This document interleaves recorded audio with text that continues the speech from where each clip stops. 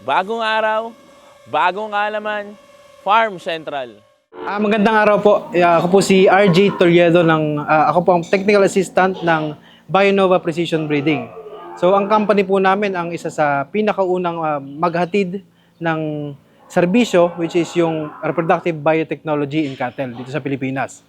So ang core service po namin is fixed time artificial insemination. Pero dahil nga po nakita namin noong mga nakaraang taon, nung nagsisimula po lamang kami na hindi pa masyadong ready yung karamihan ng commercial farms dito sa Pilipinas na tumanggap ng mga ganitong klaseng services.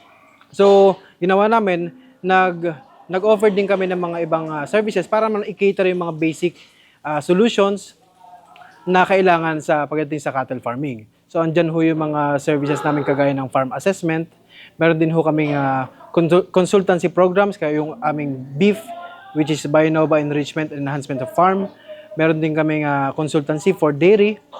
Nagpo-provide kami ng trainings at saka products like ultrasound at iba pang products regarding sa cattle breeding. Okay, so ngayon po ay nandito tayo sa Victor Ranch dito sa Pampanga at nag-conduct po tayo ng fixed time artificial insemination. So ito hong farms na ito, isa lamang sa mga farm na sinusuportahan natin. Mga partner farm natin. Meron ho tayong partner mula Luzon hanggang sa Mindanao.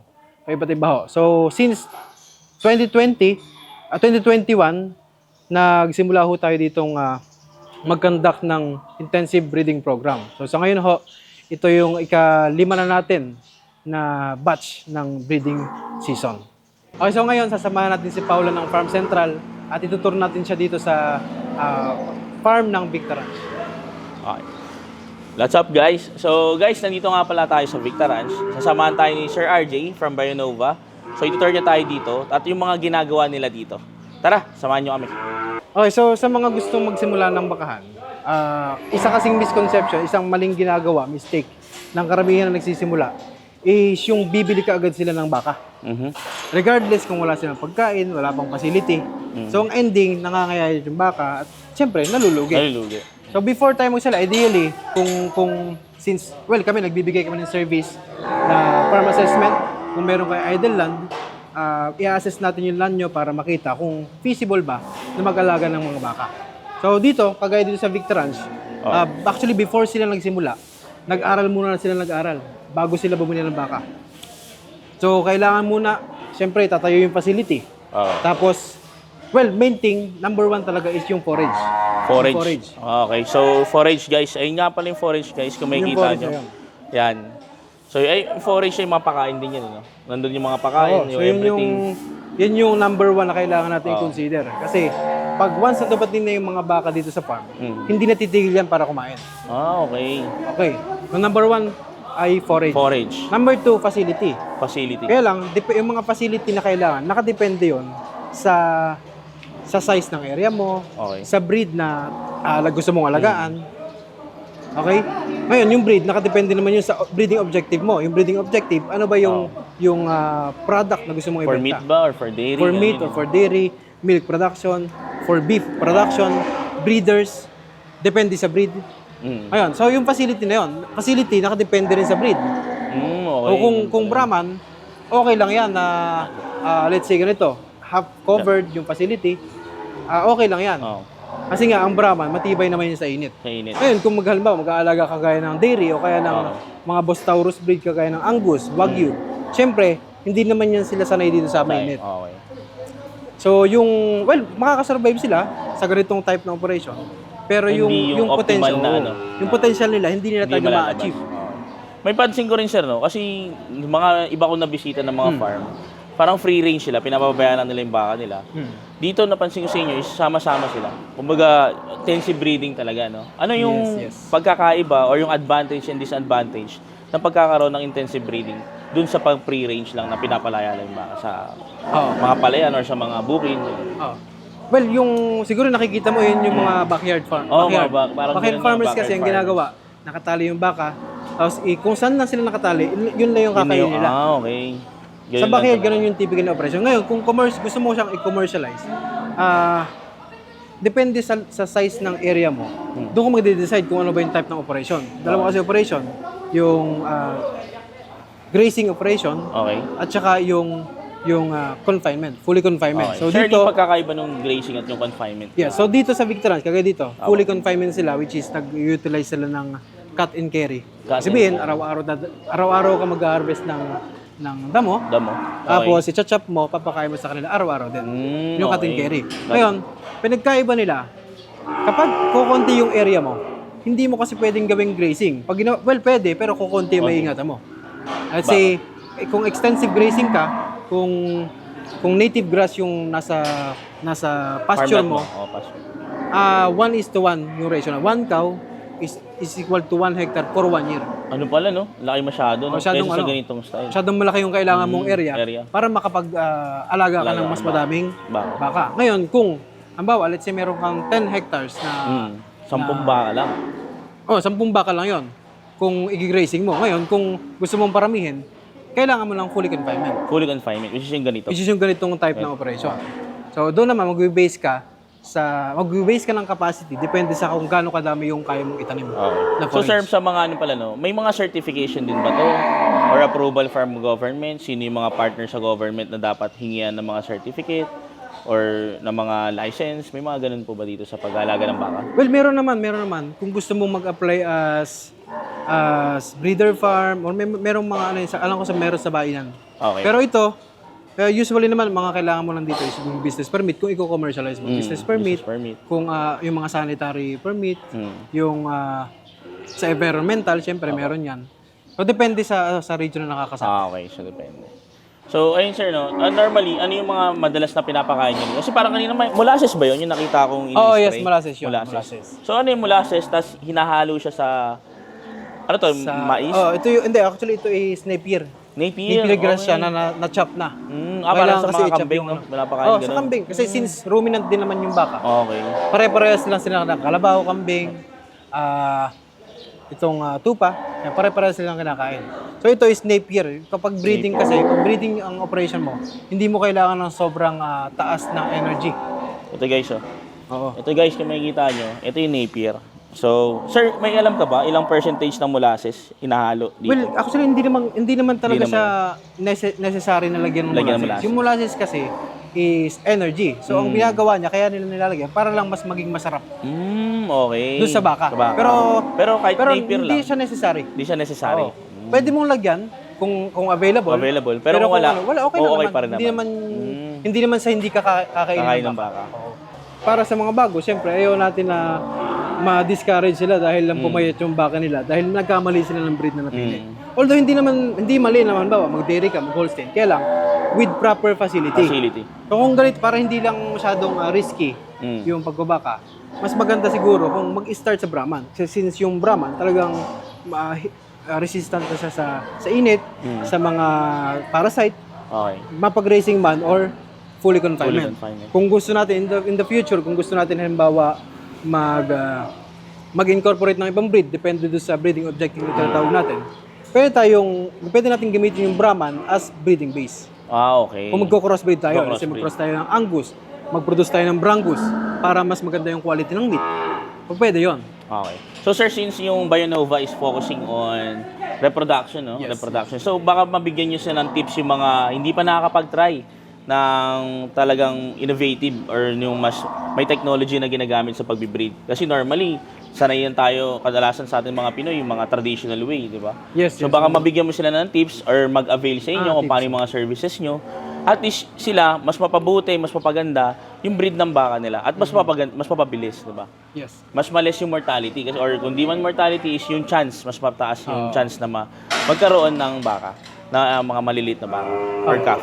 So yun, since actually karamihan dito sa Pilipinas is more on traditional way nga. Pagdating naman sa artificial insemination, ang majority na ginagamit pa rin, usually sa backyard nga. Tsaka sa ibang commercial farms din is yung conventional AI.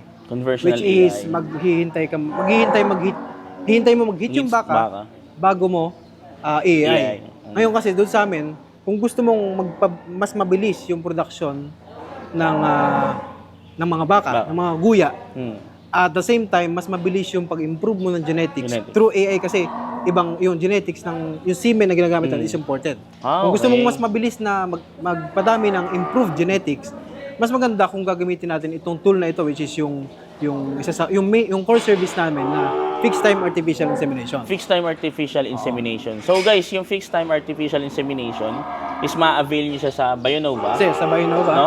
So, aside from that, ano pa yung mga pwede yung services na may offer? Doon sa Ayun. mga meron ng mga farm na mga baka. pero sa may mga farm na baka na maraming nagiging problema, hindi alam bakit bagsak yung production nila. Usually, ang ino-offer natin dyan is farm assessment. Okay, Farm o di kaya assessment. naman is yung ultrasound examination. Ultrasonic. Para ma-check natin ano ba yung buong herd fertility,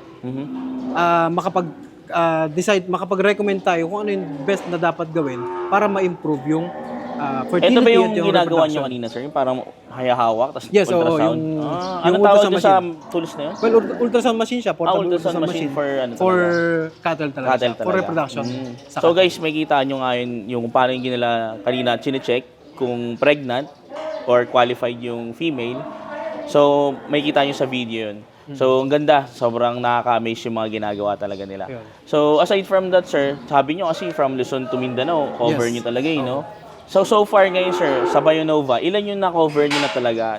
Yung mga natulungan nyo, nabigyan nyo na mas magandang production yung ano nila, yung pagpaalaga nila ng baka. Ilan na, sir, so far? So, well, napuntahan naming farms at nabigyan namin ng serbisyo. Siguro mga nasa more than 200 na. More than 200. Dami na pala, no? Farms at saka partners. Ngayon, ang maintaining namin, which is kagaya dito, maintaining na kasi kailangan, kumbaga yung breeding operation mo, tuloy-tuloy kasi yun. Tuloy-tuloy. Pag nag-stop ka, stop din yung production, Sa mo. production mo. So, kailangan mini-maintain yun. So, kagaya dito, mini-maintain natin yung breeding program yearly. Yearly. So, yung mga farms na mini-maintain namin, siguro nasa around more than 30 30. farms around the Philippines. Okay. So, marami naman. So, sir, daw, sa Bionova, kasi talagang na-amaze ako sa technology na meron. Kaya actually, first time ko marinig to eh. Yung budget, kasi ito yung pinaka talagang unang-unang tinatanong ng mga farmer or yung mga nasa gantong klase ng business is how much yung budget na pwedeng magawa or magastos. Estimated lang. Sa Just in pagtatayo ng case lang. Sa may pag-avail ng services nyo. Well, nakadepende sa services actually. Usually, depende. Let's say sa fixed time AI, dahil hindi lahat magko-qualify, pipili lang tayo ng magko-qualify. Qualify. Depende sa number ng animals. Pero sa Okay. budget-wise, siguro masasabi ko doon, yung value kasi yung dapat natin tingnan, hindi yung Hindi talaga. mismong budget eh. Kasi anyway, kung hindi ka mag-i-invest sa isang bagay, hindi mag-i-improve Tama nga naman. yung operation mo. Operations mo. So, para mag-improve, para tumaas yung production, siyempre, kailangan mo mag-invest. Mag-invest. Hindi lang dito sa amin. Kahit saan naman. Halimbawa, kahit hindi ka mag-avail sa amin, halimbawa, para ma-improve mo yung farm mo, kailangan mag-invest ka sa other things, kaya other facility, things. sa nutrition. Tama. Actually, itong fixed time AI namin is tool lang. Tool lang siya. Tool lang, hindi siya pag ginawa natin, sigurado Okay buntis. na. So, depende pa rin talaga siya ron sa mga, Yes. sa mga nutrition. Lahat yan sa nakadepende facility mo. sa Ayun nutrition, yung mga factors talaga. Facility, sa management. Management. Kasi yung stress sa baka, may kinalaman din yun. Kapag okay. stress yung baka, hindi siya Mabubuntis, basta-basta. ganun. Mas mababa yung chance Mababa yung chance. na mabuntis yung baka. Mas Normally, mababa sir, since nabanggit mo yung stress, ano yung mga nakaka-stress sa baka? yung biglang una is heat. Heat stress. Okay. Heat stress. Itong mga pananakit sa kanila, bigla mo silang gugulatin. Yun, ikala mo okay lang, natutuwa tayo. Pero actually, stress yun sa baka. Okay. Kaya pala, akala mo, Kaya nakakatuwa dapat lang, no? ang pag-handle sa baka, yung kalmado lang. Kalmado Hindi natin lang. kailangang Saktan. Lalo na pag nakikita mong umaabante na, siyempre, hindi mo nasasaktan niya kasi sumusunod na sa'yo eh. Yung mga ganon. Yung mga stress, kagaya ng kung hindi properly design yung facility, mga ganon. Maraming type ng stress eh. Ayun lang. So, guys, ayun lang naman yung mga gusto ko rin malaman. At sana makatulong din yun sa mga gusto magsimula at mga meron ng farm ng baka. So, nandito sila. So, napansin ko rin, sabi rin kanina kasi ni Sir, is may mga OJT tayo dito.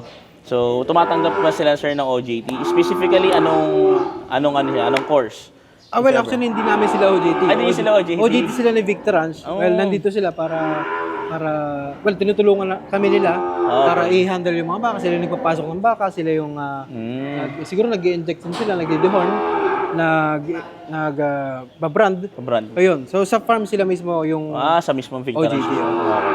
Kung gusto niyo halimbawa, gusto niyo mas may matutunan pa about sa pagbabaka, si Victor Ranch actually is open. Yan, hindi sila madamot Yes, sa guys. information. So pwede kayong pumunta dito, bumusita, mag-message lang kayo sa Page nila. before kayo bumusita. Sa amin naman, kung sakaling meron kayong mga farms or nag-iisip kayo simula ng cattle farming, i-message nyo lang yung Facebook page din namin at i-assist namin kayo. Yes. So yung Facebook page nga pala nila is ito, Bayanova Precision Breeding. And then ito na nga, dito naman is yung Victor Ranch. So yung Victor Ranch is open para sa public. So kuha kayo ng mga information about dito, paano mag-breed, at saka syempre all about sa meat, 'di ba? Sa Brahman na breed nila dito. So mabibigyan nila kayo ng mga idea. So yun lang naman guys, maraming salamat sa inyo. So hanggang sa muli, ako nga pala si Paulo, kasama ko si Kuya RJ from Bayanova sa Farm Central. Yan ang farmers. Kami ang estudyante mula sa Pampanga State Agricultural University. Farm Central! Yan ang farmers!